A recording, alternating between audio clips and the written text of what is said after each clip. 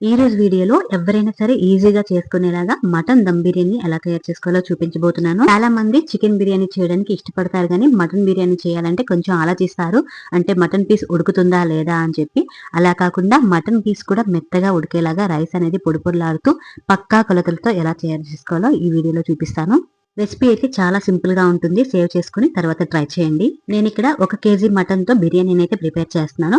ముందుగా ఒక pressure cooker లో కేజీ మటన్ ని శుభ్రంగా కడిగేసుకొని వేసుకొని ఇందులో రుచికి తగినంత ఉప్పు, 1/2 టీ స్పూన్ వరకు పసుపు, 2 టేబుల్ స్పూన్ల వరకు కారం, అలాగే 1 టేబుల్ స్పూన్ వరకు ధనియా పౌడర్, 1 టేబుల్ స్పూన్ వరకు జీరా పౌడర్, 1.5 టేబుల్ స్పూన్ వరకు గరం మసాలా, 1 టేబుల్ స్పూన్ వరకు బిర్యానీ మసాలా పౌడర్, అలాగే గుప్పెడు బ్రౌన్ ఆనియన్స్, కొంచెం కొత్తిమీర తరుగు, పుదీనా తరుగు, కస్తూరి మెతి కొద్దిగా, 2 టేబుల్ స్పూన్ల వరకు నెయ్యి, 1/4 కప్పు వరకు పెరుగు, కొద్దిగా నిమ్మరసం వేసి మొత్తం ఒకసారి బాగా కలిపేసుకోవాలి. చివరిగా ఇందులో 2 టేబుల్ స్పూన్ల వరకు అల్లం వెల్లుల్లి పేస్ట్ వేసి మొత్తం ఒకసారి బాగా కలిపేసుకోవాలి. ఏం లేదన్నా దీన్ని ఒక 5 నిమిషాల పాటు బాగా కలపాలి. అప్పుడే మనకి ముక్కకి ఉప్పు కారం అన్ని కూడా కరెక్ట్ గా పడుతుంది. ఇలా మొత్తం కలుపుకున్న తర్వాత దీనిపై మూత పెట్టేసి మినిమం ఒక అరగంట పాటు దీన్ని పక్కన పెట్టుకోవాలి. మీ దగ్గర టైం ఉంటే 1 గంట పాటు పక్కన పెట్టుకోవాలి.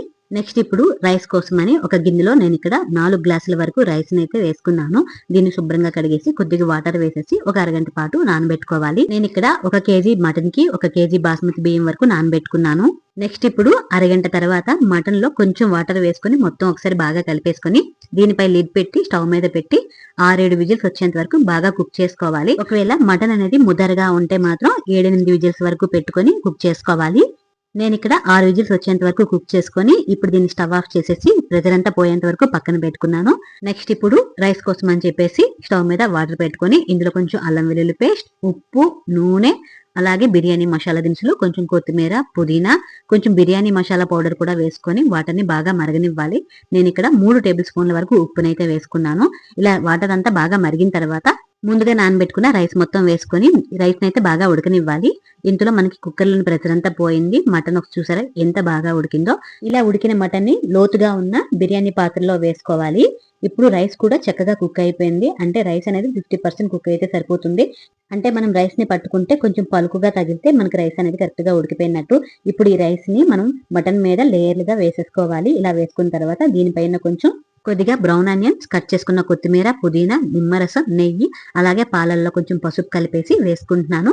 ఇంకా దీనిపైన మూత పెట్టేసి స్టవ్ మీద పెట్టి లో ఫ్లేమ్ లో 15 నిమిషాలు దీన్ని దమ్ చేసుకుంటే చాలా టేస్టీగా ఉండే మటన్ దమ్ బిర్యానీ అయితే రెడీ అయిపోయినట్టే. చాలా సింపుల్ ప్రాసెస్. కుక్కర్ లో పెట్టుకుని ఉడికించుకొని తర్వాత దమ్ పెట్టుకోవడమని ఎంత బాగుంటుందో.